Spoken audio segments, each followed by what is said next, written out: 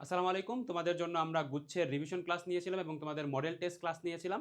তোমরা যারা সেই ক্লাসগুলো করেছো, আশা করা যায় তোমাদের গুচ্ছের জন্য খুবই স্মুথ একটা প্রিপারেশন হয়েছে। এর পাশাপাশি তোমরা যারা আমাদের পেইড ব্যাচে কিন্তু এই সংশ্লিষ্ট সকল ক্লাস হয়েছে। আমরা সাম্প্রতিকের ক্লাসও নিয়েছি, কিন্তু সময় স্বল্পতার কারণে আমরা ফ্রি ব্যাচে সাম্প্রতিকের একটি ক্লাস নিতে পারিনি। তো তোমাদের জন্য আজকে আমরা যে আয়োজনটা করেছি, আমরা এখানে তোমাদের জন্য একটা ফাইল আয়োজন করেছি এবং এই ফাইলে প্রায় ৩৫০টা প্রশ্ন আছে এবং এই ৩৫০টা প্রশ্নের ভিতরে আমরা মধ্যপ্রাচ্যের বিভিন্ন ইস্যুগুলো দেখতে পাই। এর পাশাপাশি কিন্তু বাংলাদেশের যে রিসেন্ট নির্বাচন হয়েছে, গণভোট হয়েছে, এই জিনিসগুলো কিন্তু এখানে দেখতে পাই। এর পাশাপাশি এই যে দেখো যে আয়াতুল্লাহ আলী খামিনি কত সালে ইরানের ক্ষমতায় আসেন? ১৯৮৯ সালে।